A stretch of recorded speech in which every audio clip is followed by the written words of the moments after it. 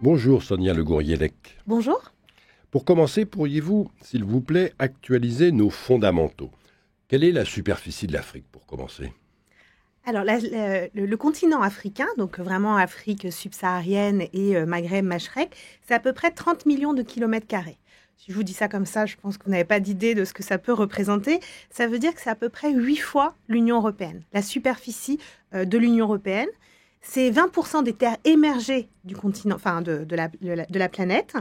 Et ce qu'il faut avoir en tête, c'est qu'on a des représentations parfois un peu biaisées parce qu'on est resté sur nos cartes de Mercator, qui, je vous le rappelle, avaient été faites pour la navigation. Et donc, Mercator avait dessiné des globes.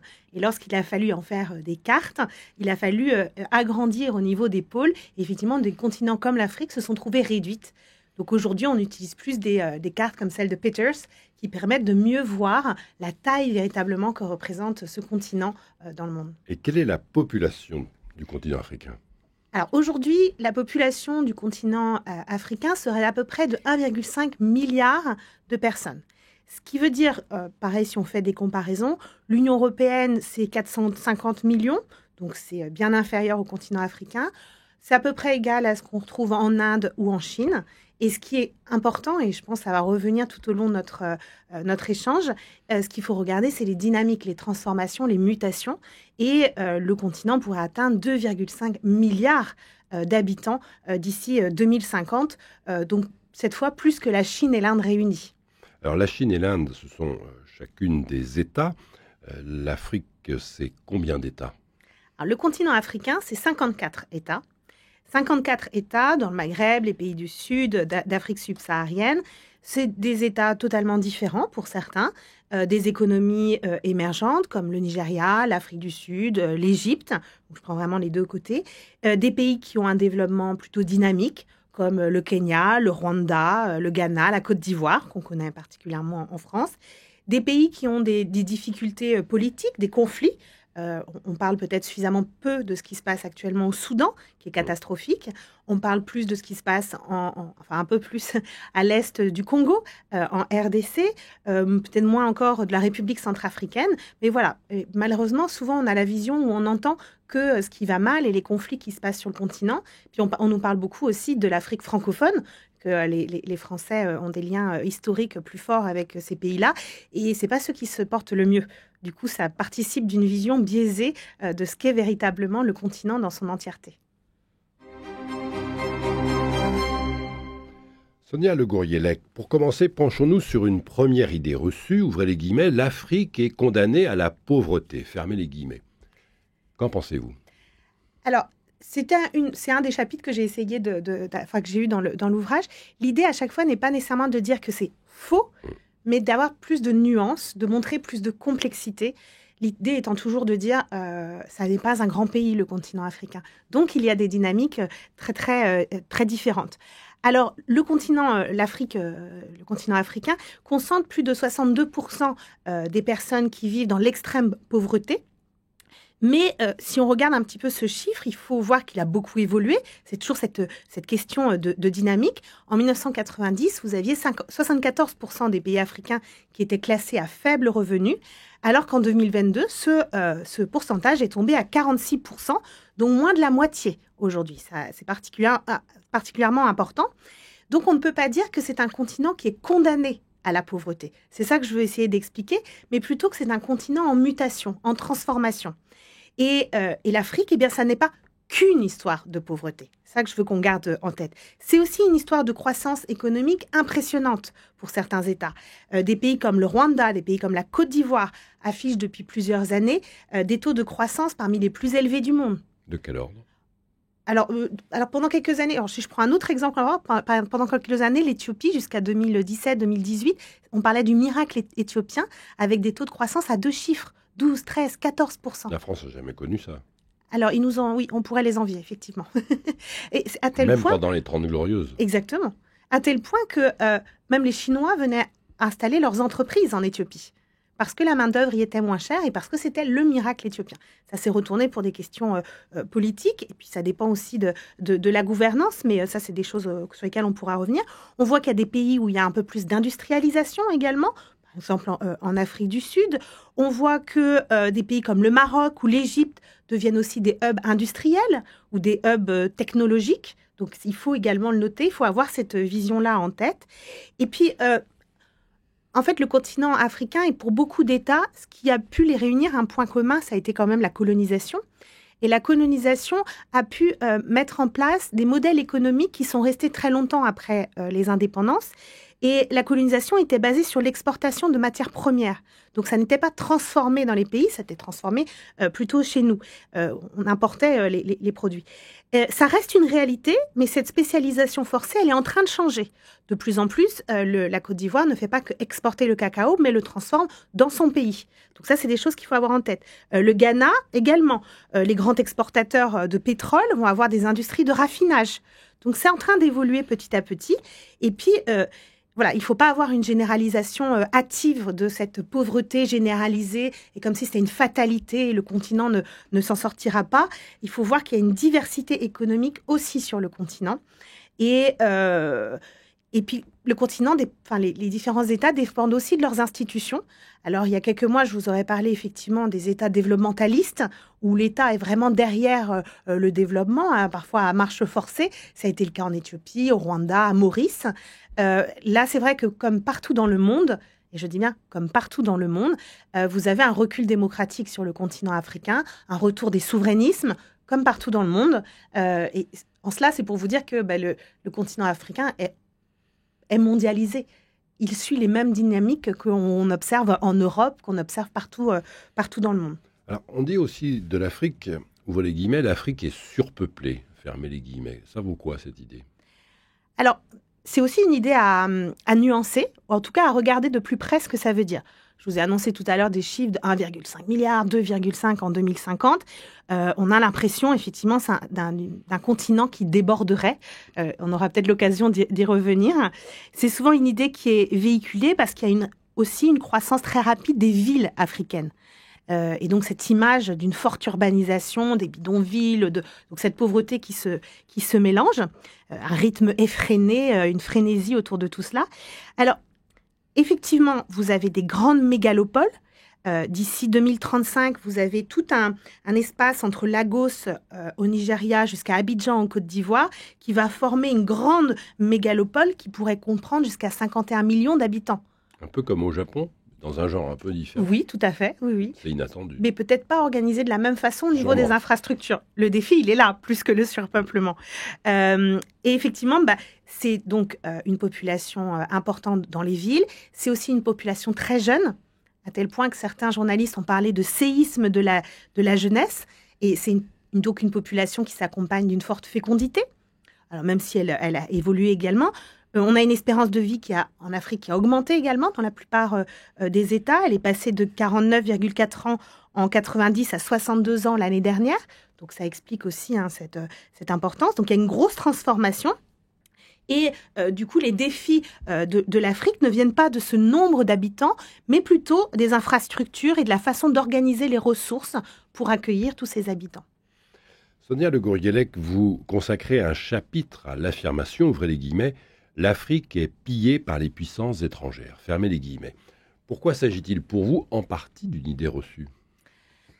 Alors, c'est en partie une idée reçue parce que comme le reste, ça cache un ensemble de réalités. Du coup, ça biaise en partie la représentation qu'on a de ce qui se passe sur le continent africain. Il est indéniable que l'histoire du continent a été marquée par l'exploitation par des puissances étrangères. On l'a un petit peu vu tout à l'heure, notamment à travers la traite transatlantique. Donc les esclaves au XVIe siècle, la ruée de l'Afrique vers l'Afrique au XIXe siècle, ce fameux partage du continent africain, la conférence de Berlin, qui véhicule aussi ces mythes, mais bon, c'est une autre question. Et effectivement, le continent africain devenait...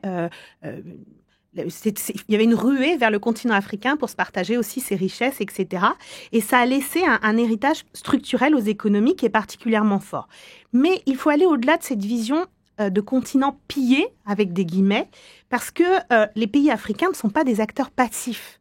Lorsqu'on dit ça, on a l'impression que ce sont des acteurs passifs qui subissent l'arrivée des Russes, des Français, etc. On parle d'agency en relations internationales. Ils ont une agencéité. Je suis désolée, le mot n'est pas très joli, mais ça veut dire qu'ils ont leur propre stratégie. Ils ont leur propre stratégie et signent des contrats, acceptent cet échange. Alors, parfois, il est asymétrique, effectivement, mais il y a beaucoup de choses qui sont remises aujourd'hui en question. Antoine Glaser disait récemment que le continent africain, les présidents africains avaient le monde dans leur salle d'attente. C'est ça qui se passe aujourd'hui. C'est une véritable compétition, concurrence, et ils ont du choix. Donc, effectivement, lorsque, je ne dis pas que c'est bien, je fais une observation, lorsque nous arrivons, nous en France, en Europe, etc., avec de l'aide, mais conditionnée, en fonction des efforts démocratiques, de gouvernance, etc., eh bien, aujourd'hui, ils ont d'autres acteurs qui leur proposent bien plus et sans cette conditionnalité. Donc, ils ont le choix. Et on oublie, en fait, quand on parle de pillage, on oublie cette question de choix, de leur propre stratégie. Alors, je ne suis pas naïve, je sais très bien que, je vous l'ai dit, il y a un recul des démocraties, que ce n'est pas nécessairement les populations qui vont bénéficier de ces échanges économiques, mais n'oubliez pas, il y a cette question, effectivement, de choix. Sonia Le Gouriellec, dans votre ouvrage « Afrique, idée reçue sur un continent composite » aux éditions Le Cavalier Bleu, vous abordez une question qui préoccupe, ouvrez les guillemets, les migrants d'Afrique envahissent l'Europe. Fermez les guillemets. Pourquoi s'agit-il pour vous en partie d'une idée reçue ? Merci d'avoir dit en partie. Et effectivement, la question là encore est de déconstruire cette vision. On parle d'invasion, on parle de tsunami migratoire, on parle même parfois de grand remplacement. Il faut regarder ce que disent les faits. Et il y a une certaine logique. À une époque où les néo-souverainismes se font de plus en plus importants partout dans le monde et en Europe également, ça se traduit en général par des politiques de sécurité, notamment migratoires, particulièrement fortes. Ça n'est pas le cas qu'en Europe et qu'en France. C'est partout dans le monde. On le voit avec Trump aujourd'hui, etc. Mais remettons un petit peu les chiffres en perspective. Quels sont les faits ? Selon l'Organisation internationale pour les migrations, entre 70 et 80% des migrations africaines se font en Afrique. 70 à 80% des migrations africaines se font en Afrique, sur le continent. Donc oui, la grande majorité des migrants africains ne quittent pas le continent lui-même. Ils restent sur le continent. D'un pays à l'autre. Exactement, chez le voisin ou dans la région. Il y a des logiques, c'est quoi ? C'est lié aux guerres, c'est lié à la recherche d'un mieux-être ? Alors, c'est lié à plusieurs logiques. Il y a des raisons économiques, oui. Quand il y a un fort taux de chômage, etc., beaucoup de jeunes vont chercher un travail dans les pays voisins ou plus loin.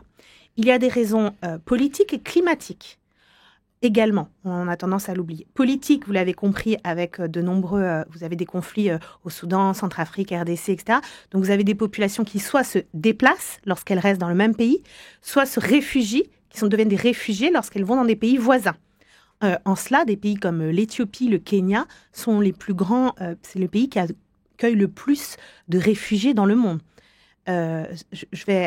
Vous avez eu un ton un peu provocateur dans l'introduction de l'émission. Je dirais que des migrants, toutes mesures gardées bien sûr, des migrants somaliens sont parfois mieux accueillis dans le nord du Kenya qu'en France, où ils ont des tentes, où ils ont des moyens, des ONG sont là pour les recevoir. Donc certains pays ont les capacités d'accueillir des réfugiés. Et vous avez également ces questions climatiques. Comme je travaille plus sur la Corne de l'Afrique, c'est quelque chose qu'on voit beaucoup avec les phénomènes El Niño, El Niña, qui provoquent soit des inondations, soit des sécheresses, remettent en question justement l'agriculture, et donc ça provoque le déplacement de populations pour aller chercher de la nourriture ailleurs dans des périodes de disette. Et ensuite, ceux qui quittent le continent africain, donc les migrants qui quittent le continent africain, ne vont pas nécessairement en Europe. Ça, il faut bien l'avoir en tête aussi. Beaucoup partent aux États-Unis, au Canada, au Moyen-Orient. Les étudiants sahéliens vont aujourd'hui dans les pays du Golfe. Oui, c'est important de garder en tête parce qu'on a toujours cette vision un peu de surplomb, donc on rêve de venir chez nous. Pas nécessairement, non. On a une différence entre nous, notre continent plutôt vieillissant, les idées qu'on a du continent africain, et une jeunesse en Afrique qui s'en fiche parfois un peu et qui veut aller vers d'autres horizons. Donc oui, ils vont en Malaisie, ils vont dans les pays du Golfe faire leurs études, etc.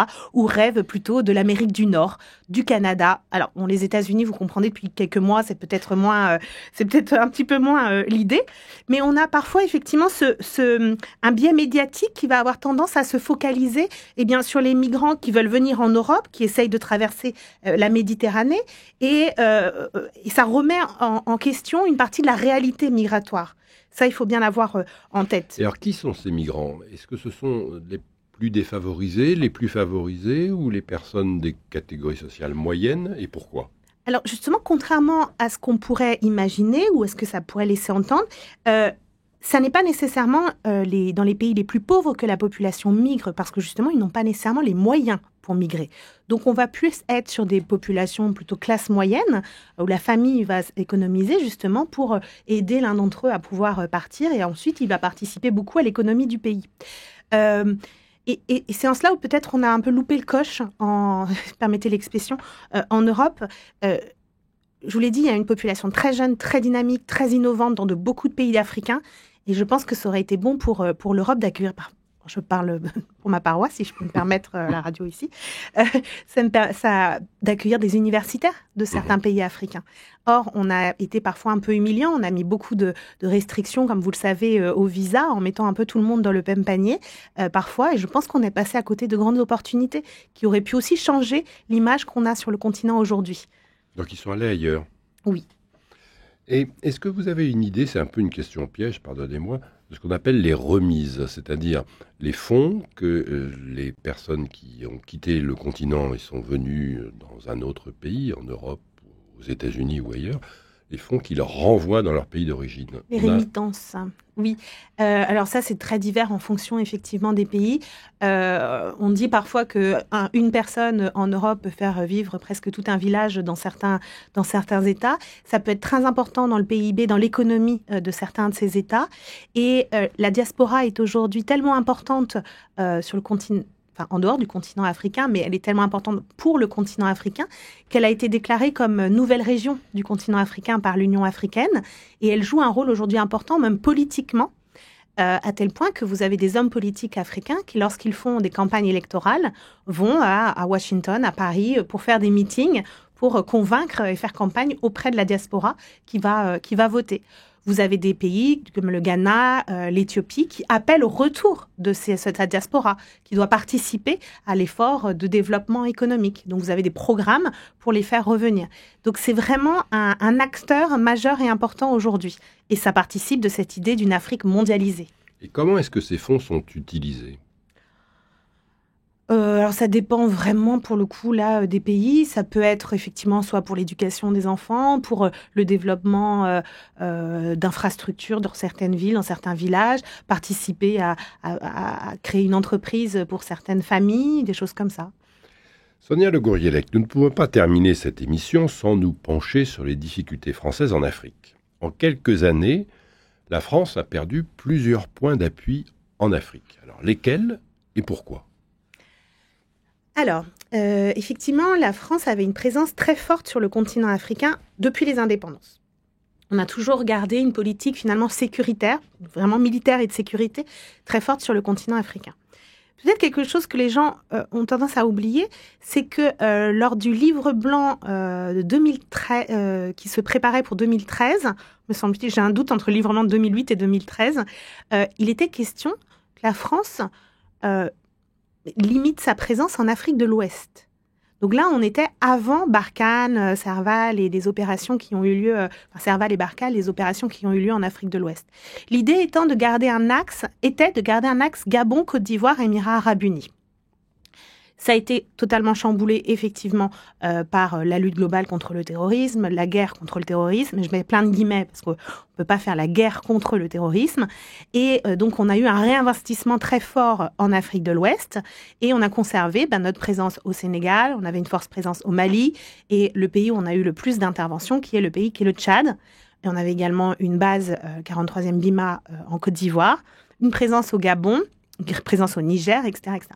Il s'avère qu'une présence de plus de 10 ans dans certains pays, pour la population, même s'il y a des victoires militaires, pour la population, c'est vécu comme une présence qui ne fonctionne pas ou qui est inefficace et comme finalement une forme d'occupation.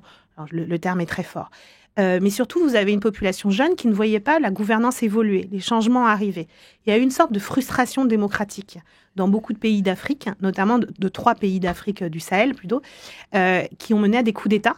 Et en fait, à une demande de la population d'un retour du militaire dans le champ politique pour faire avancer les choses, en quelque sorte. Et ces 3 coups d'État militaires ont demandé à la France de partir. Je le dis gentiment, nous ont vraiment renvoyés. À la suite de ça, effectivement, il y a eu une élection au Sénégal où on nous a demandé également de partir. On nous a demandé de partir également du Tchad. Ça s'est fait plus doucement en Côte d'Ivoire. Et aujourd'hui, la présence militaire française, elle est surtout au Gabon et donc à Djibouti. Ça fait peu quand même. Ça fait peu, mais peut-être que c'était un peu anachronique, ces présences militaires. Peut-être que déjà, nous n'avions pas vu le continent évoluer. Peut-être que déjà, nous n'avions pas entendu les attentes de la jeunesse africaine, de ces jeunes, etc. Et ce qu'ils voulaient. Je pense qu'il y a eu véritablement... alors, ce n'est pas nouveau, ce n'est pas moi qui le dis en particulier, mais il y avait une vision assez en surplomb de la France, du continent africain, qu'on n'a pas vu évoluer, qu'on n'a pas compris, qu'on est resté sur des grilles d'analyse peut-être passées. Et aujourd'hui, il n'est plus question de dire que la France est concurrencée. La France est battue en Afrique. Vous êtes dur. Oui. Mais il y a beaucoup d'autres acteurs qui, comme je vous l'ai dit tout à l'heure, frappent à la porte ou sont dans les salles d'attente des présidents. Qui sont ces acteurs ? Donc, on a beaucoup parlé et la France n'a pas fait son mea culpa et les erreurs qu'elle a pu commettre sur le continent africain parce que c'était la faute de la Russie. Alors oui, la Russie est présente. Oui, la Russie a utilisé ses outils parfois d'infox, de fausses informations, de fake news contre la France. On a peut-être mis un peu de temps à y répondre d'ailleurs. Il fallait très rapidement y répondre. C'est facile de dire ça maintenant à ma place. Mais la Russie a historiquement une présence pendant la guerre froide, etc., en Afrique. Mais c'est vrai qu'elle est revenue, ne serait-ce que par ces entreprises, ces milices comme Wagner et aujourd'hui Africa Corps. Ils sont très présents aussi dans la Corne de l'Afrique, donc au Centrafrique et en Afrique de l'Ouest. La Chine, évidemment, depuis 2013 et le lancement de l'initiative Belt and Road Initiative, donc cette nouvelle route de la soie passe en partie par le continent africain et notamment l'Afrique de l'Est. Et depuis 2017, la Chine a aussi une base militaire à Djibouti.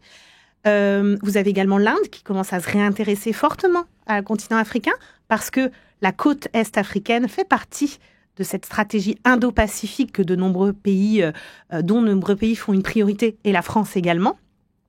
Donc, ça réintéresse aussi aux pays. Mais les pays du Golfe, dont je vous ai parlé tout à l'heure, et je dis les pays du Golfe en pensant les Émirats et l'Arabie Saoudite, qui ne sont pas toujours alignés, comme on peut le voir au Soudan. Je pense à la Turquie qui a multiplié un nombre considérable de ses représentations diplomatiques sur le continent africain. La Turquie qui fournit parfois beaucoup de drones dans certains conflits. Ça a sûrement participé à la victoire du gouvernement fédéral en Éthiopie contre la rébellion du Tigray, qui, je vous rappelle, est le conflit le plus meurtrier de ce début de XXIe siècle, avec près de 600 000 morts. Sonia Le Gourrielec, pour en savoir davantage à propos de l'Afrique, nous pouvons d'abord lire avec plaisir et bénéfice votre livre « Afrique, idées reçues » sur un continent composite aux éditions Le Cavalier Bleu. Est-ce que vous auriez quelques autres références à nous indiquer pour suivre et comprendre l'actualité africaine ? Alors, ça a été la question crève-cœur. Parce que, oui, là, vous me parlez d'un continent. Alors, est-ce que je parle... C'est comme ça que du coup, je vais en placer plusieurs. Est-ce que je parle de romans ? Et je vous dirais, regardez, Chimamanda Adichie Ngozi qui vient de faire la promotion dans son dernier ouvrage, et donc qui est nigériane. Je pourrais vous parler de Chinua Achebe, je pourrais vous parler de Emle Boum, Fatou Diom, Gaël Faye, Marielle Ndiaye, etc., etc. Peut-être si vous voulez mieux comprendre comment l'Afrique a été aussi construite dans les discours occidentaux, cette altérité, peut-être Valentin Yves Moudimbe, dont on a enfin publié l'ouvrage L'invention de l'Afrique. Peut-être, si vous voulez mieux comprendre aussi les questions ethniques sur le continent, parce que dès qu'il y a un conflit, il est forcément ethnique, il faut aller plus loin, il faut voir le politique qu'il y a derrière. Je vous dirais de lire Les ethnies ont une histoire, de Jean-Pierre Chrétien et Gérard Prunier. Et puis peut-être aussi, je rends hommage à ceux qui ont écrit un ouvrage Idées reçues avant moi. Je pense à Hélène d'Almeida Topor, Georges Courade et Philippe Hugon. Merci Sonia Le Gouriellec.